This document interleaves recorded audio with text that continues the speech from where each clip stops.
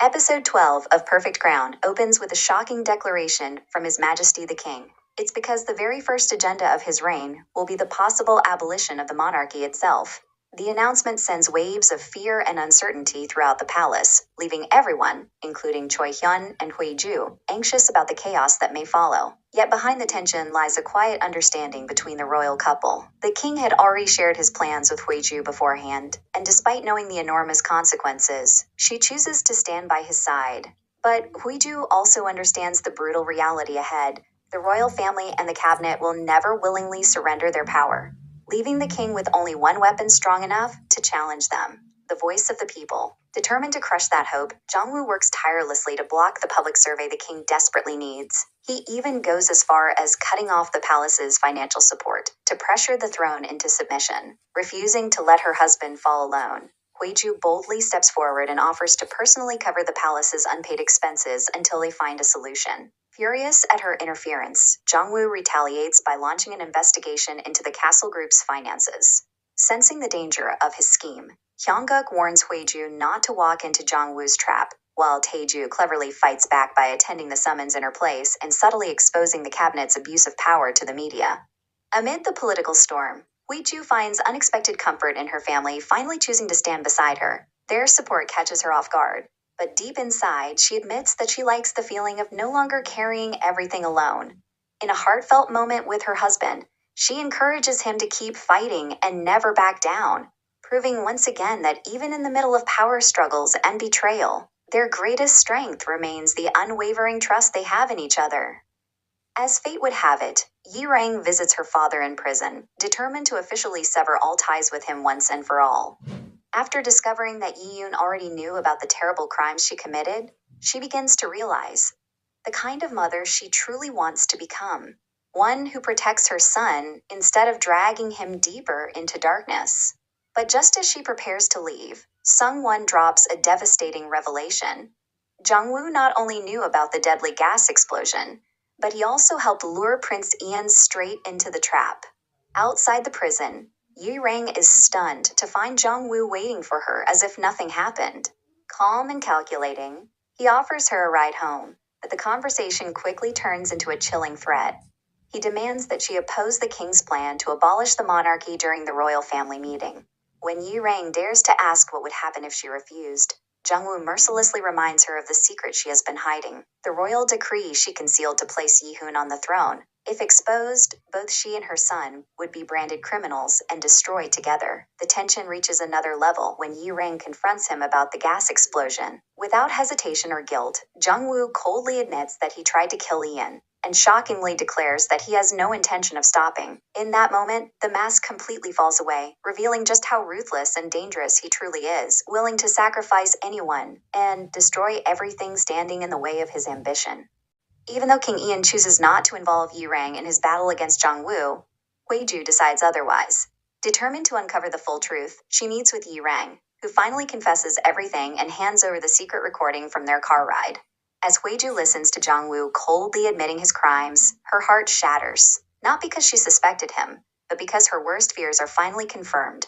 Seeing Huiju's pain, Yi Rang tells her that she should be the one to confront him herself, because no punishment would hurt Jongwoo more than being exposed by the woman he once believed he could manipulate. During the tense royal family meeting, the king boldly calls out the nobles and exposes the real reason they oppose abolishing the monarchy: their obsession with power and privilege. But Jongwoo refuses to back down, arguing that the crown represents far more than money or status. Before he can continue twisting the narrative, Huiju suddenly interrupts the gathering and fearlessly accuses him of attempting to murder her husband. The entire room falls into stunned silence as she plays the recording Yi Rang gave her, revealing Jongwoo's own voice, confessing to the gas explosion, and his intention to keep targeting Ian as a prince.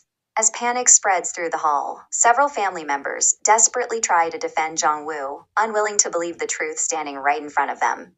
But the king immediately silences them with a chilling warning: anyone who continues protecting Jongwoo will be treated as his accomplice. In that explosive moment, the royal family's carefully maintained image begins to crumble, and Jongwoo's mask of loyalty and honor is finally torn away for everyone to see.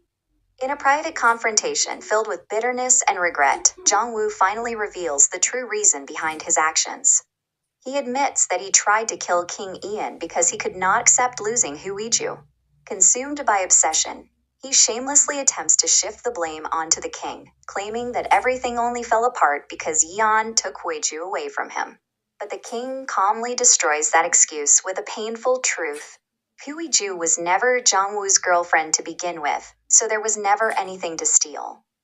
His words cut deeper than anger ever could, exposing the selfishness hidden beneath Jong-woo's twisted love. Before Jong-woo can say another word, Choi-hyun arrives with the police to place him under arrest. As he is taken away, the weight of betrayal finally sinks in for Ian. Beyond the political schemes and assassination attempts, the deepest wound comes from realizing that someone he once trusted had become his greatest enemy. Seeing the pain he tries to hide, Woo-ju quietly stays by his side, offering him the comfort and strength he desperately needs. With Jong-woo gone, Yeon moves forward with the public survey regarding the monarchy's future. In a historic decision, the people vote to end the monarchy, and instead of clinging to power, Yeon chooses to honor their will. He peacefully puts everything in order and officially abolishes the monarchy, bringing an end to generations of royal rule. From that moment on, he is no longer addressed as His Majesty the King, but simply as Lee Ian, a man who gave up a crown not out of weakness, but out of love for his people, and the courage to choose what was right over what was powerful. After the abolition of the monarchy, Ian carefully handles every responsibility that comes with closing an era of royal history. Though the crown is gone, he makes sure the transition is carried out peacefully and with dignity, proving that his leadership was never defined by a throne alone. Meanwhile, life slowly begins to move forward for everyone around him. Choi Hyun and Hye Jung, who had secretly started dating even before the monarchy ended, finally tie the knot, bringing a rare moment of joy and warmth after years of political chaos and emotional battles. 3 years later, Hui-ju confidently returns to Castle Beauty, stepping back into the business world stronger and more mature than ever. Tae-ju asks her to temporarily take over Castle Card while Da-young is pregnant, and he prepares for paternity leave. Though she tries to hide it, Hui-ju secretly loves the fact that her brother is finally relying on her instead of pushing her away. She is even more surprised when her father sincerely promises to support her moving forward.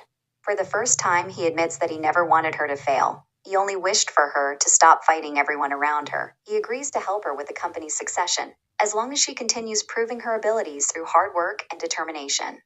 At the same time, Ian quietly adjusts to his new life outside the palace walls. Together with Choi Hyun, he spends his days exploring different hobbies and experiences, trying to discover what truly makes him happy now that he is no longer bound by royal duties. Although Huiju becomes increasingly busy with work, their relationship remains steady and full of love. Ian continues to support her wholeheartedly, showing that even without a crown, he has found something far more meaningful, a life built on freedom, purpose, and genuine happiness beside the woman he loves. As their new life settles into place, Ian begins thinking about something far more personal than crowns or politics, proposing to Huiju all over again and finally giving her a proper wedding ring. So when Huiju casually asks why they should even bother after everything they have already been through together, he cannot help but feel slightly offended. To him, it is not about tradition or appearances anymore. It is about giving her the ordinary happiness they were once denied. Despite the teasing, the two remain deeply and hopelessly in love, enjoying the simple freedom of being together without the weight of royal expectations hanging over them. Ian later confesses that his feelings for Huiju actually began the very first time they met back in school, making their love story feel even more destined. Meanwhile, Yirang fully embraces her second chance at motherhood, dedicating herself to being present for Yiyun as he explores new passions and hobbies. Hoping to nurture his dreams, she becomes determined to help him pursue music, while Ian warmly supports the idea by gifting Yihun a violin, a quiet but meaningful gesture that reflects how much the family has healed over time.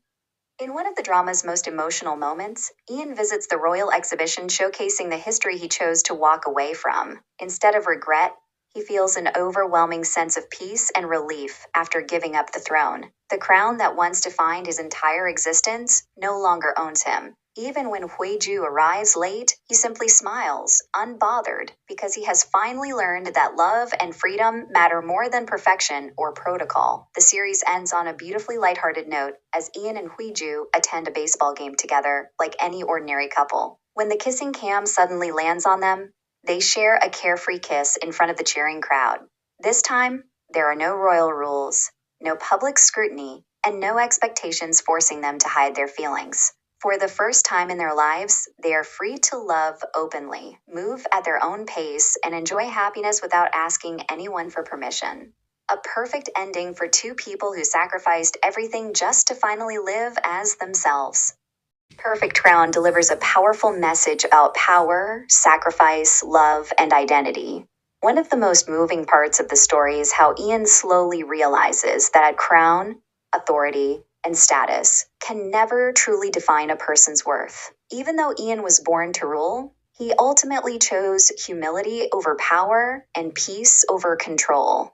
In many ways, his journey reflects the biblical truth that earthly titles and kingdoms are temporary, but character, integrity, and love are what truly matter before God. As written in Mark 8:36, "What good is it for someone to gain the whole world, yet forfeit their soul?" Ian had every reason to cling to the throne, yet he chose what was right for the people, instead of protecting his own position. The drama also powerfully exposes how unchecked ambition and selfish desire can destroy people from the inside. Jiangwu's downfall began the moment he allowed jealousy, obsession, and pride to control his heart. Instead of accepting love honestly, he tried to possess it, manipulate others, and even harm innocent people to get what he wanted. His story reflects Proverbs 16:18. Pride goes before destruction, a haughty spirit before a fall. The drama reminds us that when people place power, revenge, or personal desires above truth and righteousness, destruction eventually follows, no matter how intelligent or influential they are. At the same time, the series beautifully highlights redemption and grace through characters like Yirang. She made painful mistakes, hid dark truths, and hurt people she loved, yet she eventually chose to change and become a better mother for Yiyun. That reflects one of God's greatest teachings. People are not forever trapped by their past if they sincerely repent and choose transformation. God cares deeply about restoration, healing, and second chances. Perhaps the strongest lesson from the drama is that real freedom is not found in status, wealth, or control, but in living truthfully and loving sincerely. By the end of the series, Ian and Weiju are happy not when they are powerful, but when they are finally free to live honestly, love openly, and walk beside each other without fear. Their final baseball scene feels symbolic of a life no longer ruled by pressure or appearances. In God's perspective, that kind of peace is far more valuable than any throne, because a fulfilled life is built not on worldly glory, but on humility, truth, love, and purpose.